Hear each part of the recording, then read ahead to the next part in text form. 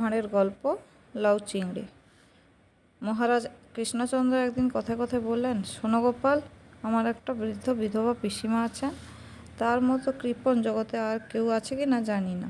তুমি যদি পিসিমার কাছ থেকে কিছু রেস্ট আদায় করতে পারো তাহলে আমি তোমাকে 100 টাকা পুরস্কার দেব। গোপাল বললে, এই কথা? আচ্ছা, আমি কালই পিসিমার নিকট হতে বেশ কয়েকটি মোটামুটি আদায় করব। এই কথা বলে গোপাল বাড়ির ভিতরে গিয়ে পিসিমা পিসিমা বলে চিৎকার করতে লাগলো। গোপালকে সকলেই ভালোবাসত। গোপালের চিৎকার শুনে বৃদ্ধ পিসিমা ঘরের মধ্য হতে বেরিয়ে এসে বললেন, কেন বাবা? গোপাল তখন বললেন, দেখুন পিসিমা, আমার বড় ইচ্ছে হয়েছে যে একদিন আপনার পাতে প্রসাদ পাই। পিসিমা বললেন, এই কথা? আচ্ছা বাবা, কালই তুমি আমার প্রসাদ পেও। গোপাল ষষ্ঠাঙ্গে পিসিমাকে প্রণাম করে সেদিন বাড়ি চলে গেল। পরদিন গোপাল গোটাকতক বড় বড় চিংড়ি মাছ ভেজে পকেটে করে এনে যথাসময়ে পিসিমার পাতে প্রসাদ খেতে বসলো। কেউ না দেখতে পায় এমনভাবে গোপাল লাউ ঘন্টের সঙ্গে চিংড়ি মাছ কটা মিশিয়ে রাখলে। পিসিমা বুড়ো মানুষ, এঁটো হাত ধুয়ে এসে গোপালের সামনে বসলেন। গোপাল এক মনে খেতে লাগলো। কিছুক্ষণ পর পিসিমা গোপালকে জিজ্ঞাসা করলেন, বাবা গোপাল, তরকারিগুলো রান্নাবান্না হয়েছে কেমন? বুড়ো মানুষ, কারো হাতে কখনো খেতে ভালোবাসি না, তাই এখনও সপাকে রেঁধে বেড়ে খাই।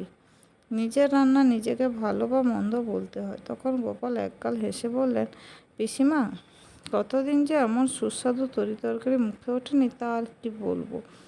এসব তরকারির তুলনা নেই। তার ওপর লাউ চিংড়ি যে খেতে কি সুস্বাদু হয়েছে তা মুখে বলা যায় না। পিসিমা শিউরে উঠলেন, সে কি গোপাল, আমি বিধবা মানুষ, এইমাত্র ওপাতে আমি খেয়ে এলাম। লাউ চিংড়ি তুমি পেলে কোথা থেকে? আমি তো নিরামিষ লাউ ঘন্ট রেঁধেছি। গোপাল বললে, সে কি পিসিমা, কি বলছেন? আমি আপনার সঙ্গে তামাশা করছি? এই দেখুন না, বড় বড় বাগদা চিংড়ি 2-3টে। পিসিমা দেখলেন সত্যি বড় বড় 2-3টে বাগদা চিংড়ি। তিনি লজ্জায় মুষড়ে পড়ে পড়লেন, চুপ চুপ বাবা, বুড়ো মানুষ, ভুল চুকে কী করে ফেলেছি। লক্ষ্মী ছেলে আমার, ঘুণাক্ষরে যেন এ কথা প্রকাশ না পায়।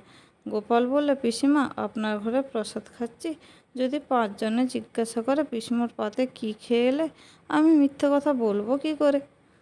পিসিমা দেখলেন গোপালকে যে কোনো উপায়ে হোক সন্তুষ্ট করতে হবে, না হলে কেলেঙ্কারি চূড়ান্ত গিয়ে দাঁড়াবে।